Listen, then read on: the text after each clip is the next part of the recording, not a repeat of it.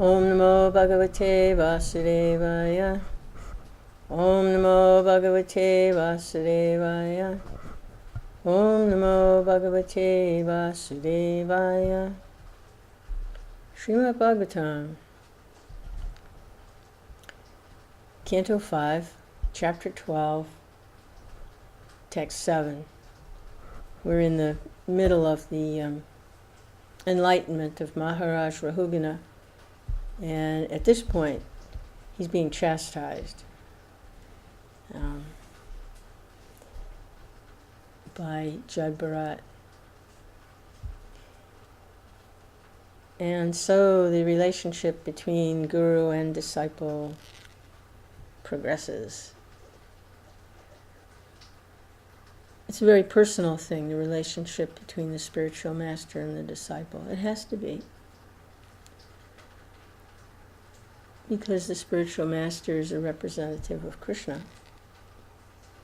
And the ultimate knowledge is of a personal relationship with Krishna. So the relationship with the spiritual master is also going to be very personal.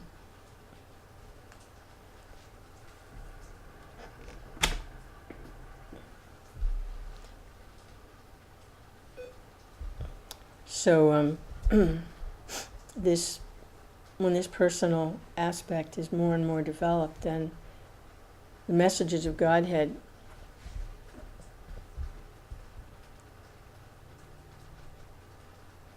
become more accessible. Realizations are there.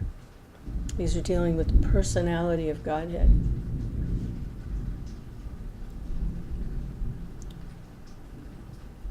So Maharaj Rahugana is hearing, and he is getting chastised. So this is text 7. Jad Bharat continues. It's a fact, however, that Ma Om Vishnu Padaya Krishna Vastai Bhutale Srimate Bhakti Vedanta Swami Tinamani Namaste Saraswati Devi Gauravani Pacharane Nirvishesha Sunyavadi Paskitari Satarni Shri Krishna Chaitanya Prabhu Nityananda Shri Advaita Gadadhar Shivasadi Gaura Bhaktivinoda Hare Krishna Krishna Krishna Hare Hare Hare Rama, Rama Rama, Hare Hare. It is a fact, however, that these innocent people carrying your palanquin without payment are certainly suffering due to this injustice. Your condition is very lamentable because you forcibly engaged them in carrying your palanquin. This proves that you are cruel and unkind, yet due to false prestige you were thinking you were protecting the citizens. This is ludicrous. You were such a fool, you could not have been adored as a great man in any assembly of persons advanced in knowledge. It's pretty heavy stuff.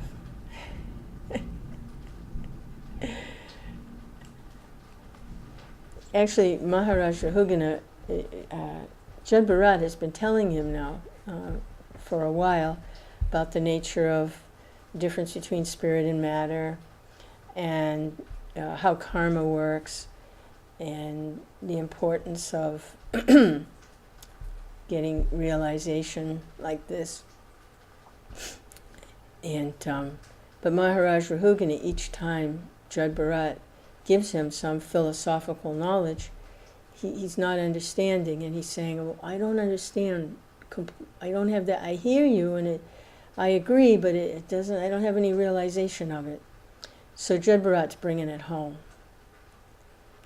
He's showing the king, he's holding the mirror up, showing the king his position and how he's acting.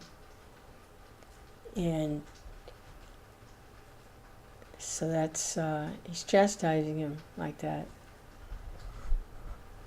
So his hearing will open up. See, this false ego, he can't hear, his false ego's in the way, because somehow or other, on some level, he's still thinking that he's the king and he's somebody important, even though he agreed, we've been reading in the last verses, he agreed, oh yes, I made a mistake, oh yes, But the extent of his misidentification is not completely rooted out yet, and Jad Bharat is working away at it. And now, by speaking so blatantly, calling him an embarrassment, a fool, carrying some weight there. Of course, Jad Bharat's not doing that to get even or to one up on the king. He's not doing that at all. He's just speaking the truth as Krishna within his heart is directing him to speak. The Lord within his heart is giving Jad Bharat the words to say that will help this other soul, Maharaj Rahugana. Because Maharaj Rahugana is hearing in that way that Jad Bharat is speaking as good as the Lord is speaking, then there'll be some benefit here. There'll be some wonderful mercy taking place. So, Prabhupada's commentary, King Rahugana was proud of being king, and he felt he had the right to control the citizens as he liked. But actually he was engaging men in carrying his palanquin without payment, and he was causing them trouble without reason. And that's an interesting point there.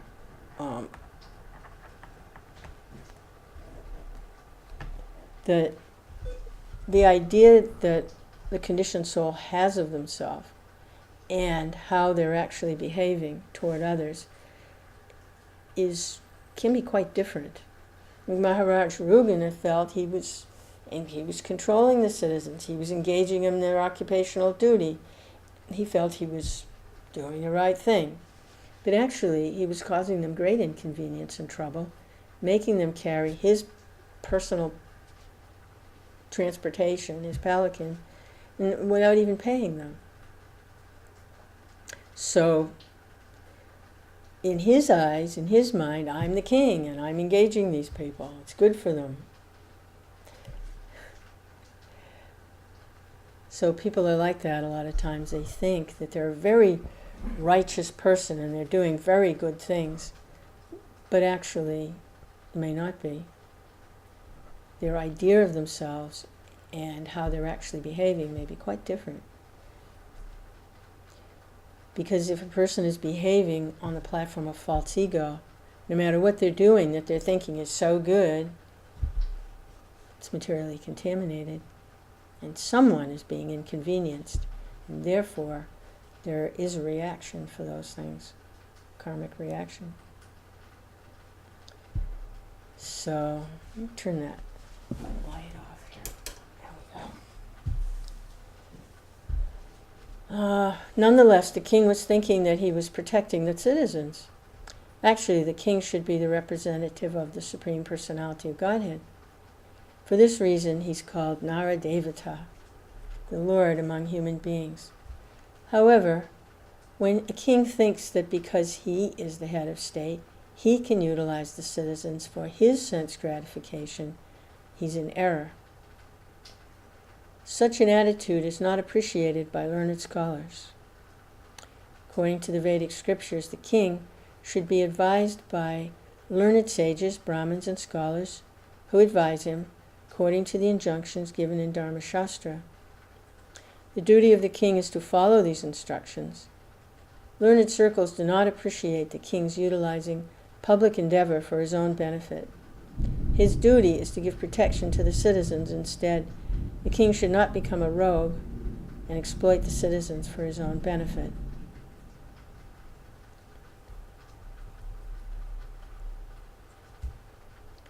It is stated in Srimad Bhagavatam that in Kali Yuga, the heads of governments will be plunderers and thieves.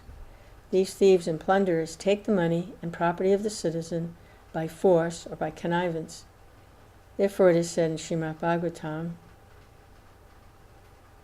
Rajanyar Nuganar Dasya Dharma Bhi. As Kali Yuga advances, we can see that these characteristics are already visible. We can certainly imagine how deteriorated human civilization will be by the end of Kali Yuga.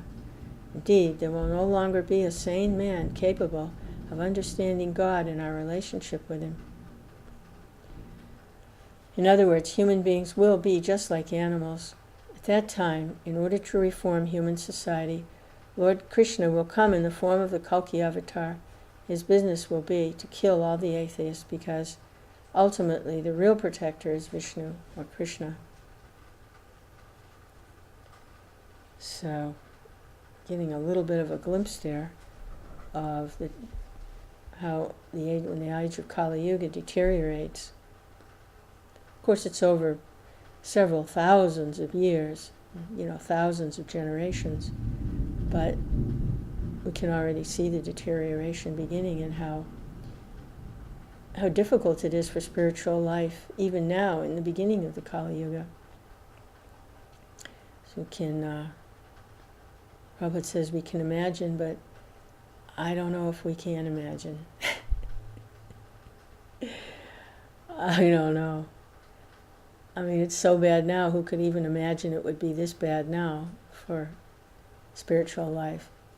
What it would be like after thousands and thousands of years of degeneration.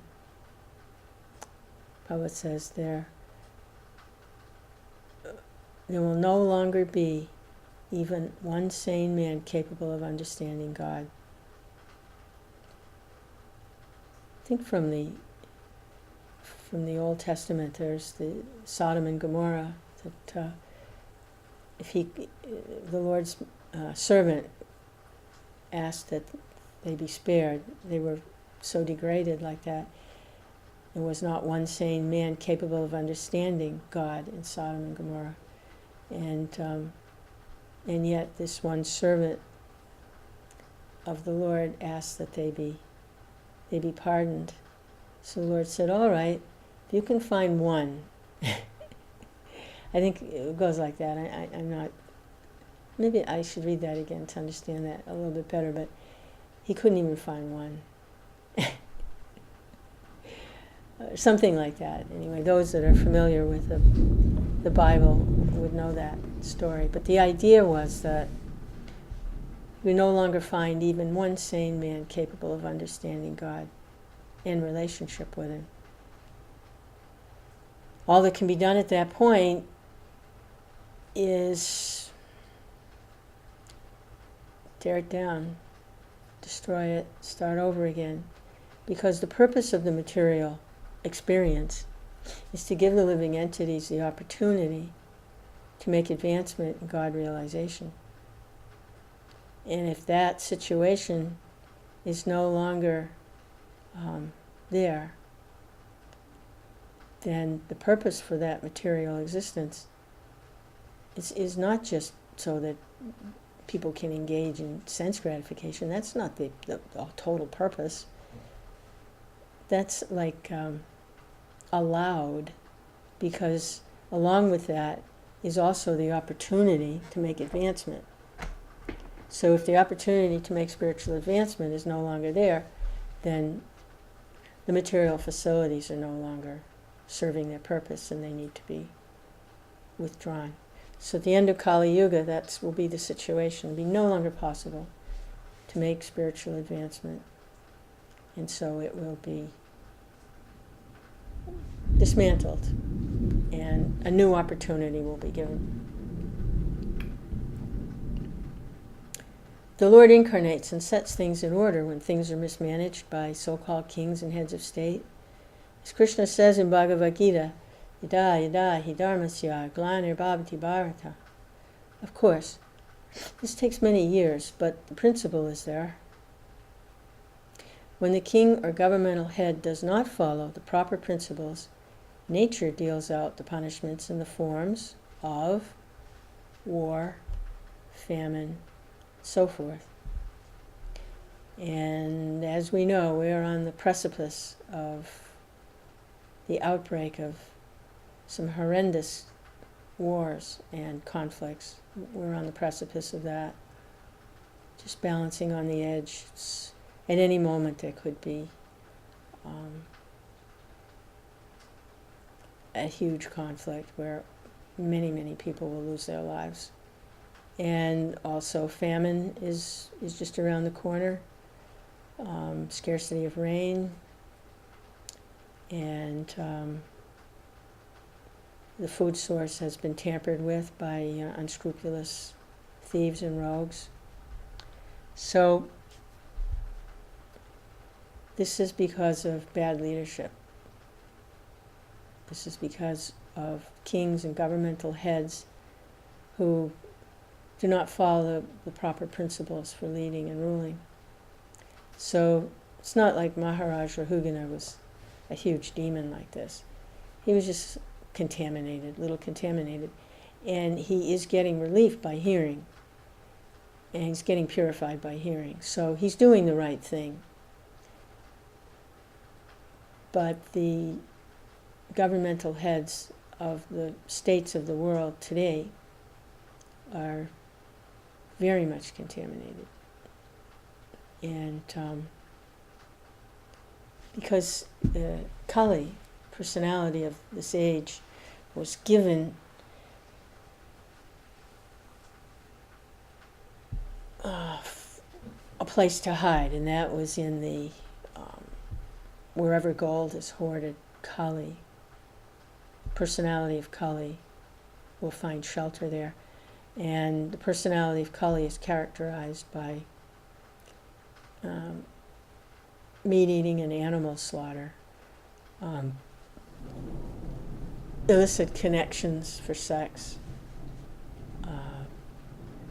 use of intoxicants, drugs, alcohol, different types of intoxicants, and gambling. So the personality of Kali is very much manifest at the present time.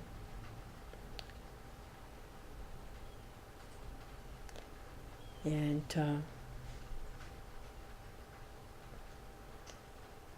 the glorification of the Lord is the main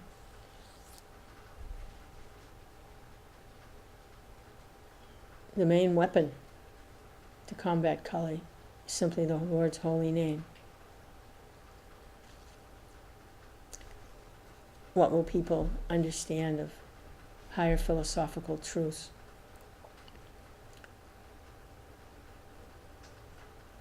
Too much entangled. And they're ruled by Kali. Everyone's ruled by Kali. The leaders are Kali's men. So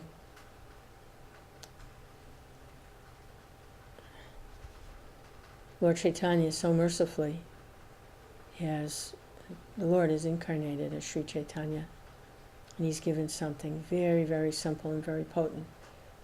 He's put all his energies in his holy name alone. And by chanting, perform devotional service, we come under the shelter of the divine energy of the Lord. Very simple.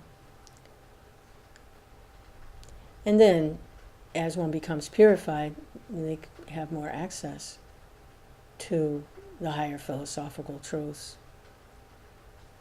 But even if they don't, if they just take shelter of the chanting nicely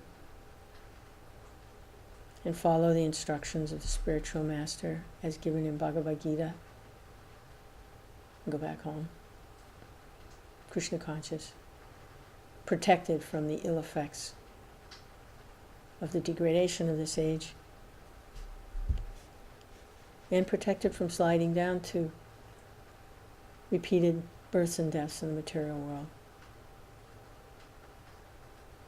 But the governmental heads are not aware of life's goal and should not take charge of ruling the people. The king, the father, the guardian are simply representatives of Lord Vishnu, empowered by him to look after the management and maintain things. It's therefore the duty of the head of state to maintain a general populace in such a way that people will ultimately know the goal of life. Nate vidhu svartam gatim hi Vishnum. Fortunately, the foolish governmental head and the general populace do not know the ultimate goal of life is to understand and approach Lord Vishnu. Without this knowledge, everyone is in ignorance. All society is crowded with cheaters and cheated. So, getting this knowledge out to everyone, the leaders and the people in general as well. everyone should have this knowledge. And Bhaktivedanta Prabhupada has said that the literature is like the big mridanga. So the mridanga is the drum used for chanting. And chanting in public, the mridanga, a very sweet sound, mridanga and kartals. It's a drum. It's like a heartbeat, drum. And so His Divine Grace, with his full efforts to get books published under the direction of his spiritual master, Bhaktisiddhanta Saraswati, was to get these literatures published, especially in English, but in as many languages all over the world as possible, to get these books, this knowledge, like what we're reading from the Bhagavatam, get this out to people. And that was how. Because it's ignorance. The leaders are in ignorance and the people are in ignorance. The leaders should be directing the people toward the goal of life, love of God. It should be facilitating devotional practices to the Lord and worship of God. But they themselves don't know the goal of life. So how are they going to be able to direct anyone else in the goal of life? And the people in general, they don't know the goal of life for the most part. So cheaters and the cheated. So to get the literature out, His Divine Grace made the most intense effort. And for his time traveling around the world outside of India and preaching, his 13 years, miracles were performed.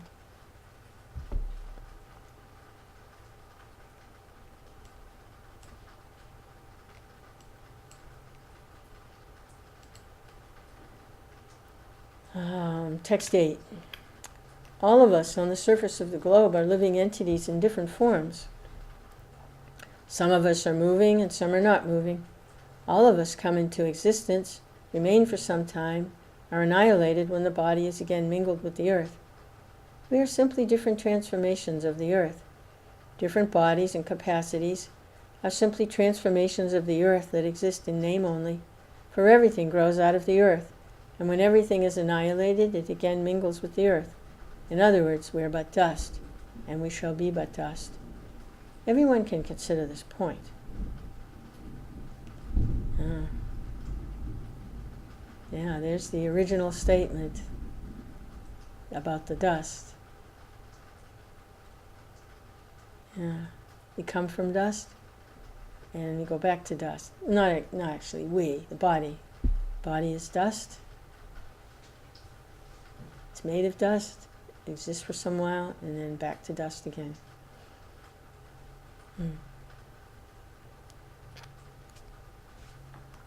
Forms fashioned from this dust, wandering on the surface of the globe for some time, and then back to dust again. Boy, what a picture. The truth is stranger than fiction. This is the truth.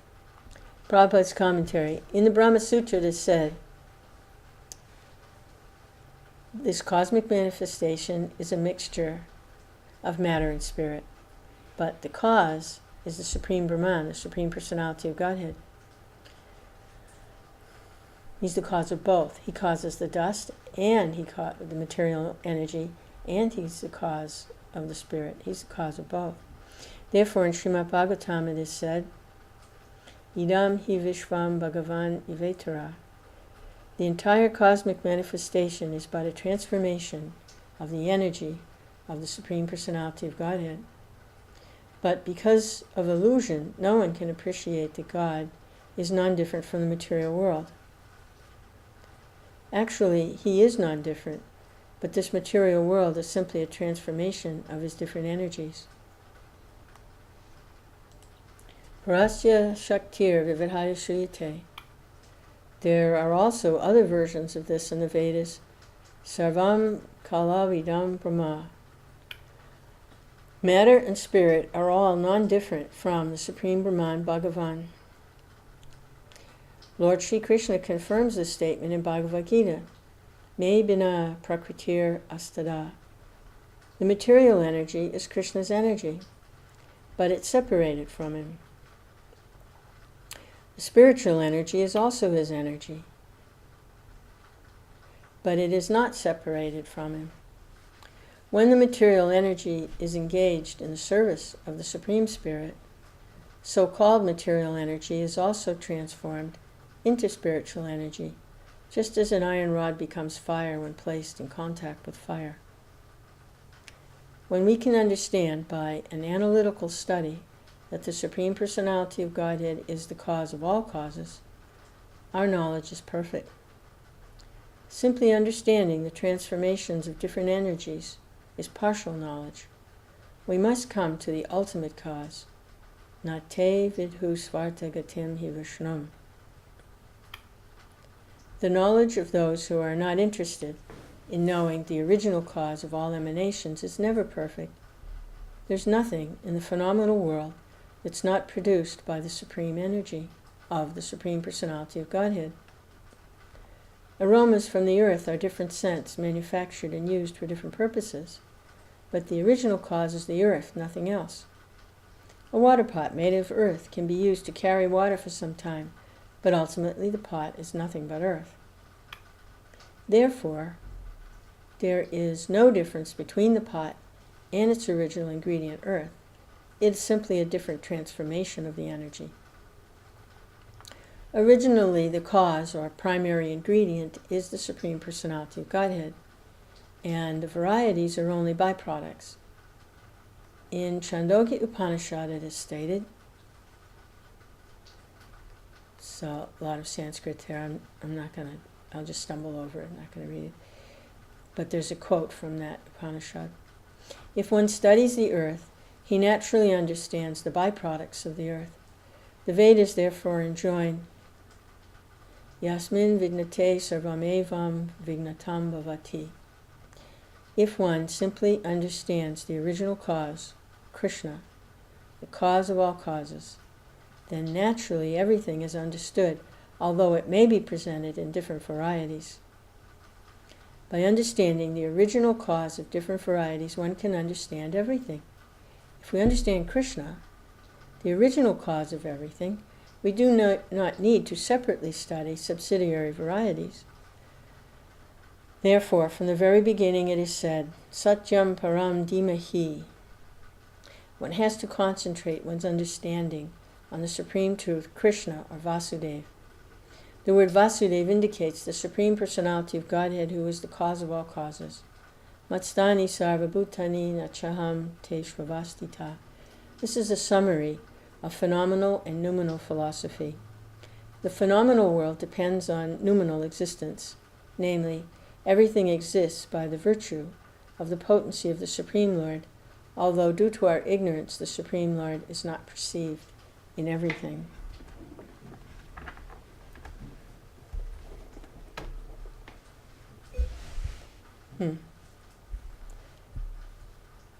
So, you can understand it, you can study Krishna and try. The important thing is to fix the mind on Krishna. That's very, very important, because the mind carries the living entity. The desires that are stored in the mind, whatever the mind thinks of, meditates on, carries the living entity to whatever body they're going to have, either material situation if there's material desires, or spiritual service if there's desires to serve the Lord directly. So the mind, it's very important that the mind be engaged in thinking of Krishna, in Krishna consciousness. Now, the mind, some people have a mind that's very inclined toward philosophy and analyzing and understanding things. everyone does that to one degree or another, but some people, their minds are very inclined to do that. It's the type of mind they have. Very inclined to analyze and try to figure out things like that. So for them, the philosophy is here. These are philosophical discussions. This whole purport is a beautiful philosophical, Krishna-conscious philosophical presentation. Very satisfying to the mind. So the mind it has a tendency to analyze like that, can be fully engaged here.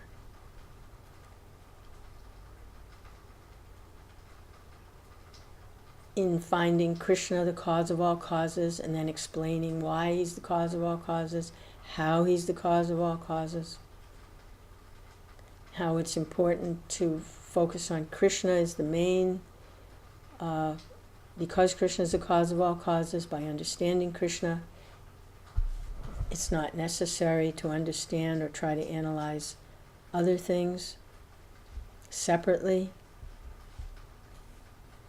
So for that type of a mind, here's the activity, the devotional activity for analyzing and studying, engaging in Krishna conscious philosophy.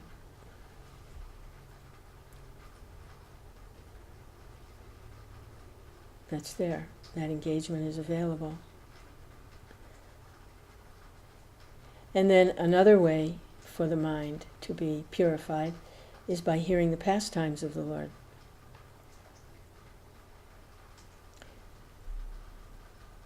The mind is very much inclined to look at relationships and to try to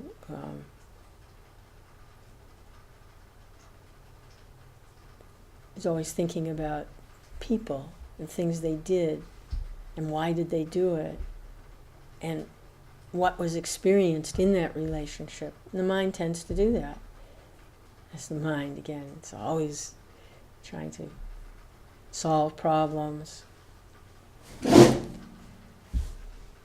So rather than do that materially and get carried to another material birth, material body, the mind has engagement in Krishna, the personality of Godhead,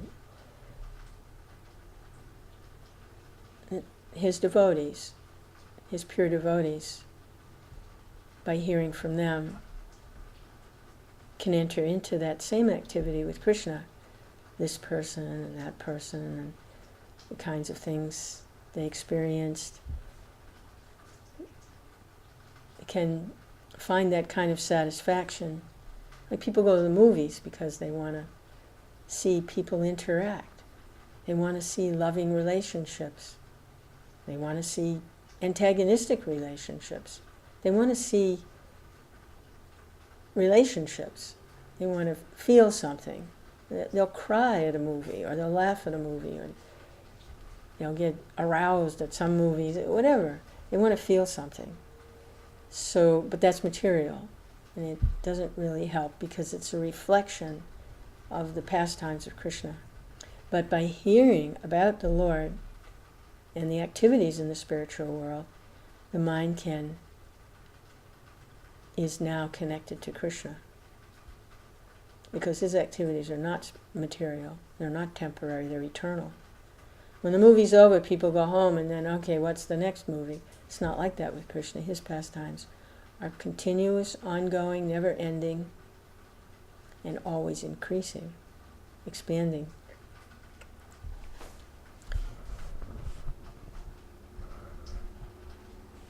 There's no birth or death, old age or disease in the Lord's pastimes.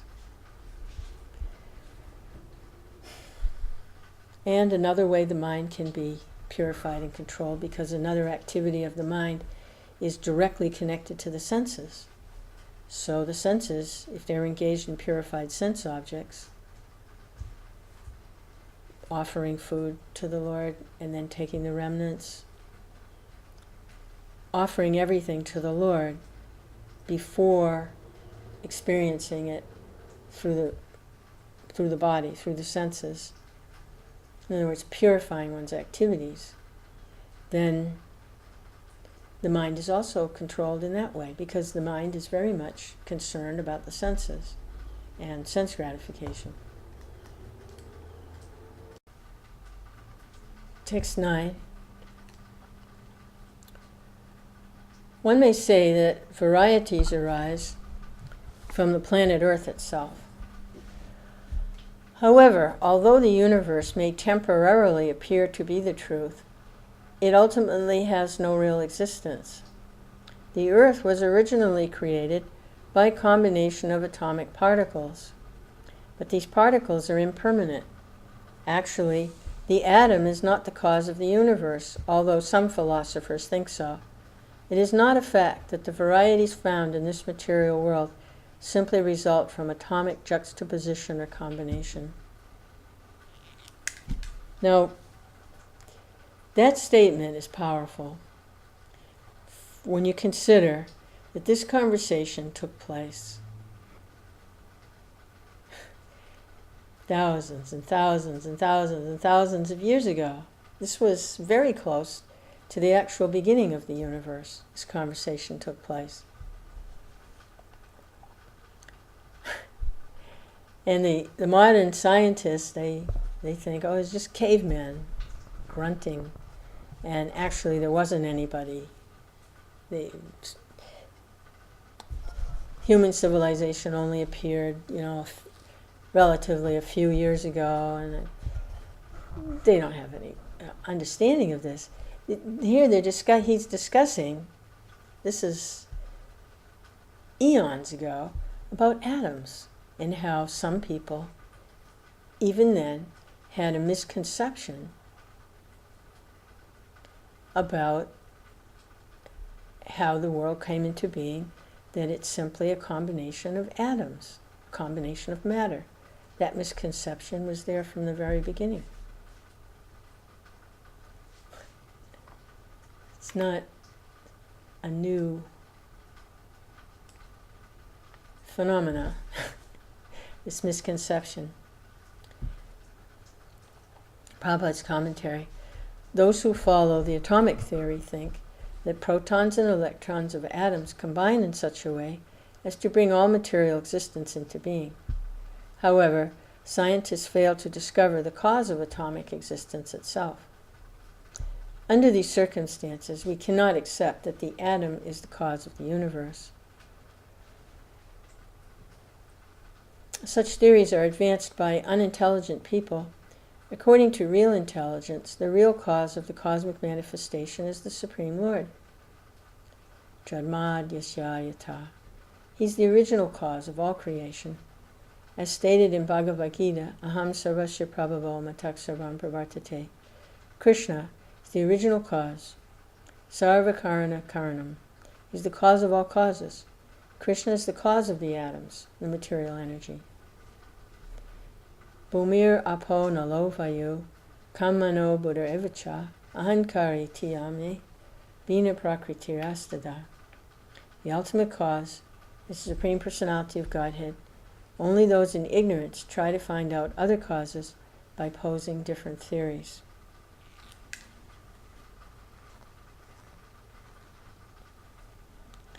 So, by trying to find out the cause of the material creation, using material senses, there were limitations there that can't be gone beyond. Can't use a science, a material science, to try to understand material nature. I've heard an example about, there's a pretty good one, that with the microscope, scientists were able to see very, very small particles, molecules, and even down to atoms with really powerful microscope, I believe. But in order to see the particles of the atoms, they couldn't detect them or perceive them using equipment made of the same energy. It's not fine enough. Because it's made of the same energy, they're trying to detect. They can't do it. So they came up with something called an electron microscope, where they could study and perceive the movements of the electrons.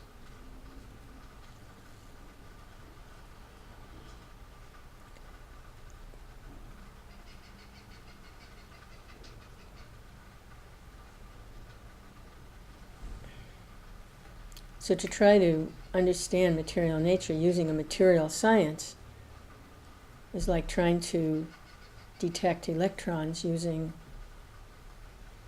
something that's very gross when the thing that they're trying to perceive is very fine. So it just doesn't work. So the limitations of the material senses are always like that.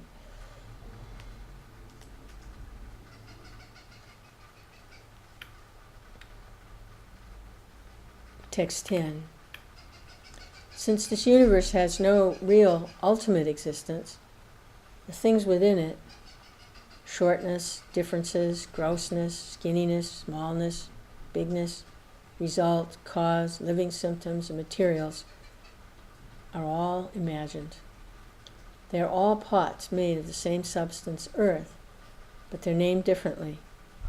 The differences are characterized by the substance, nature, predisposition, time, and activity. You should know that all these are simply mechanical manifestations created by material nature.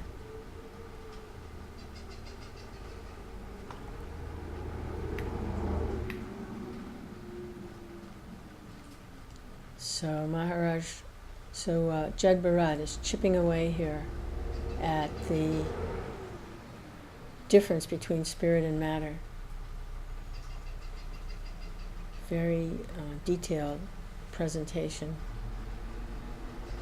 Because without getting to that point, being able to distinguish what is spirit, what is matter, can't go to the higher truths.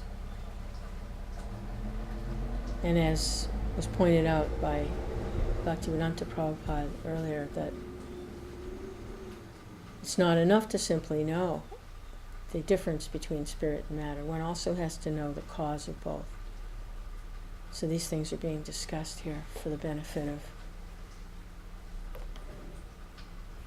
Maharaj Rahugana and all the little Rahuganas. Everyone else. The temporary manifestations, this is Prabhupada's commentary, the temporary manifestations and varieties within this material world are simply creations of material nature under various circumstances. Prakrite kriyamanani gunaikamani sarvasa. Actions and reactions carried out by material nature are sometimes accepted as our scientific inventions. Therefore, we want to take credit for them and defy the existence of God. This is described in Bhagavad Gita, ahankara vimudatma kartaham iti manyate. Due to being covered by the illusory external energy, the living entity tries to take credit for the different creations within the material world. Actually, all these are created automatically by material force set in motion by the energy of the Supreme Personality of Godhead. Therefore, the ultimate cause is the Supreme Person.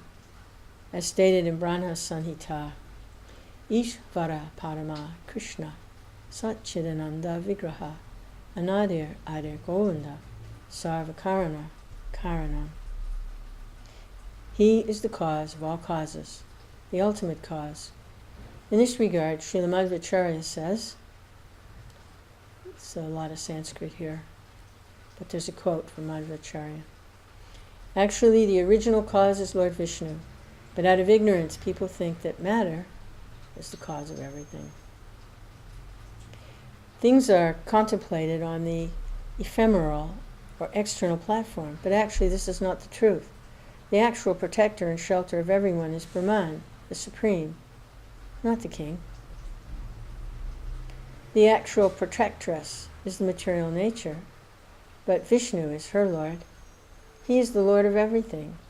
Lord Janardana is the director, both externally and internally. He's the cause of the function of words and what is expressed in sound. Lord Vishnu is the resting place of the entire creation. Brahmano hi pratistaham. On Brahman, everything is resting. All the universes are resting on the Brahmajyoti. All the planets are resting on the universal atmosphere. In each and every planet there are oceans, hills, states, and kingdoms. And each planet is giving shelter to so many living entities. They're all standing on the earth of feet and legs, torso and shoulders, but actually everything's resting ultimately on the potencies of the Supreme Personality of Godhead. Therefore he is known ultimately as Sarva Karana Karanam, cause of all causes. So the minds of the scientists are so preoccupied with formulas and studying the transformations of the material energy.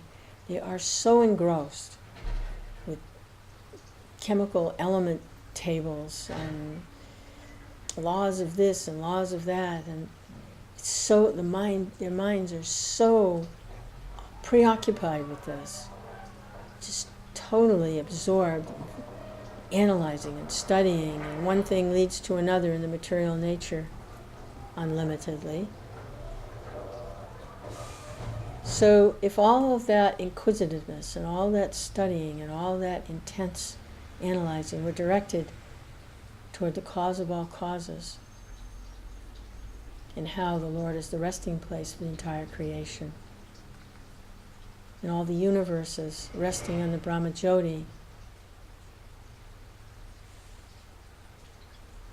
if all of that endeavor were turned toward studying the real science, the science of devotional service, the science of transcendence,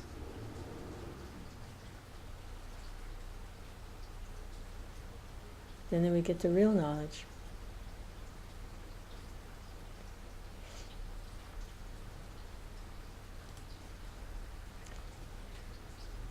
Text 11. What then is the ultimate truth? The answer is that non-dual knowledge is the ultimate truth. It's devoid of the contamination of material qualities. It gives us liberation.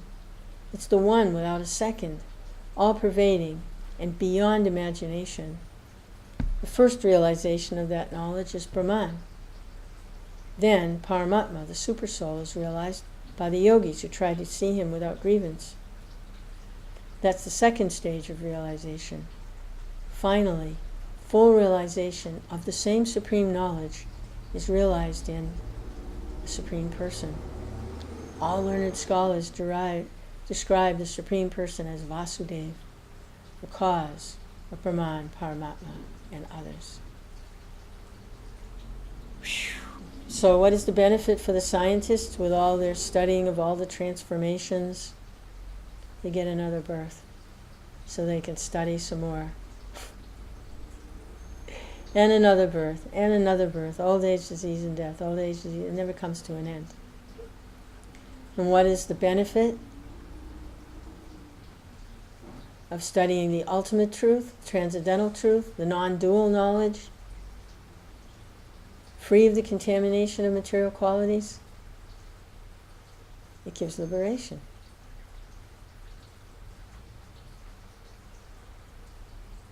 No more birth and death. And as that realization progresses through realization of the Brahman, spiritual nature of everything, further advanced is Paramatma, the Supersoul within the heart, and finally, the cause of all causes, and even the cause of Brahman and Paramatma, the Supreme Person, Govinda, Krishna.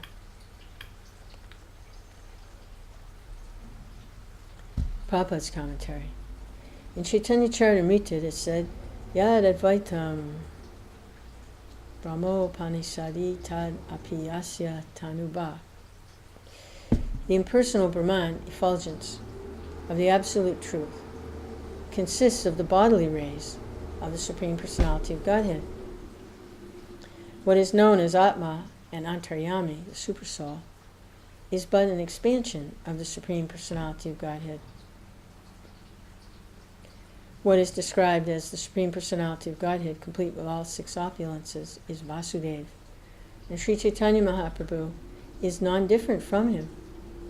Great learned scholars and philosophers accept this after many, many births. Vāsudeva saramiti sa mahatma sadurlabha. The wise man can understand that ultimately Vāsudeva, Krishna, is the cause of Brahman and Paramatma, the Supersoul. Thus, Vāsudeva is sarva karana karanam, the cause of all causes. This is confirmed in Srimad Bhagavatam. The real tattva, absolute truth, is Bhagavan. But due to incomplete realization of the absolute truth, people sometimes describe the same Vishnu as impersonal Brahman or localized Paramatma. Vedanti tat tattva vidhas tattvam yad yanam advayam brahmeti paramatmeti Bhagavan iti sabdite. From the very beginning, Srimad Bhagavatam says, Satyam param dhimahi. We meditate on the Supreme Truth. The Supreme Truth is explained here as Jnanam Visuddham Sattvam. The Absolute Truth is devoid of material contamination and is transcendental to material qualities. It gives all spiritual access and liberation from this material world. The Supreme Absolute Truth is Krishna Vāsudeva. There's no difference between Krishna's inner self and outward body. Krishna is Purna, the complete whole. There's no distinction between his body and soul as there is between ours. Sometimes so-called scholars, not knowing the constitutional position of Krishna, mislead people by saying that the Krishna within is different from the Krishna without. But when Krishna says, Manmana bhava madbhakto madhyajimam namaskuru, so-called scholars advise the reader, it's not the person Krishna you must surrender, but the Krishna within. So-called scholars, Mayavadis, cannot understand Krishna with their poor fund of knowledge. One should therefore approach an authorized person to understand Krishna. A spiritual master has actually seen Krishna. Therefore, he can explain him properly.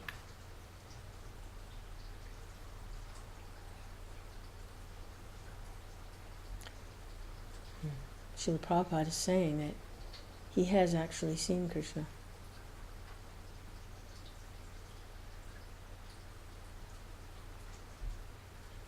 Hare Krishna. And we know that's the case because when we see Srila Prabhupada, we see Krishna.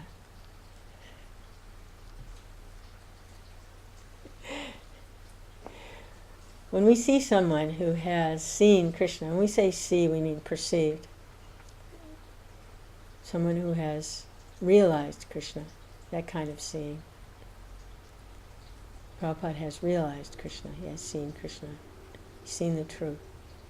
When we see someone who has seen Krishna, who has realized the truth, realized Krishna, which means they're engaged in their eternal devotional relationship with the Lord. When we see someone like that, then we see Krishna too.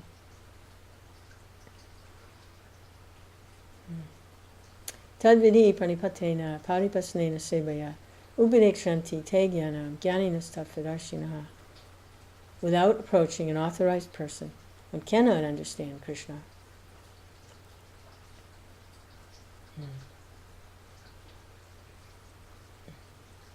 So Prabhupada's saying here that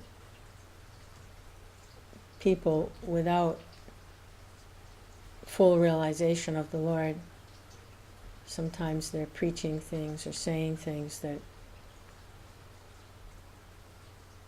is not the absolute truth. like evidently there's a class of persons who say that,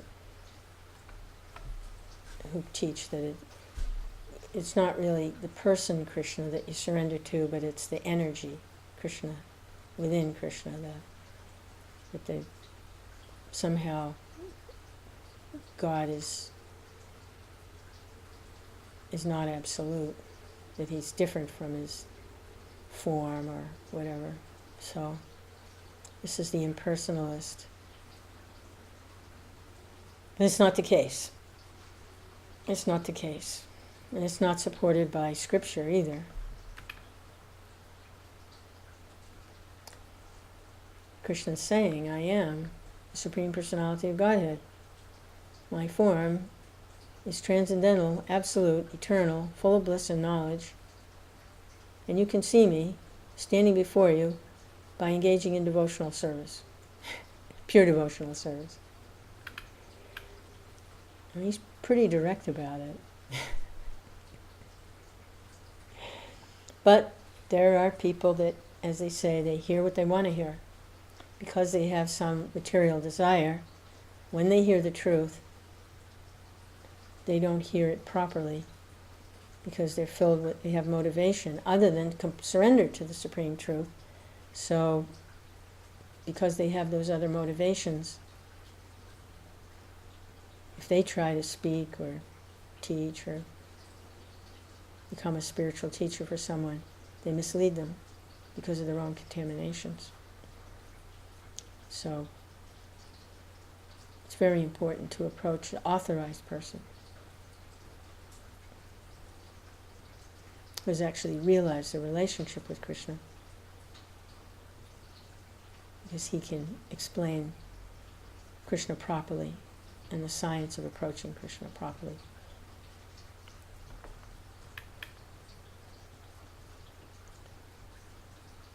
So, I think we'll stop there. Jai, all glories to His divine grace. A.C. Bhaktivedanta Swami Prabhupada. Ki Jai.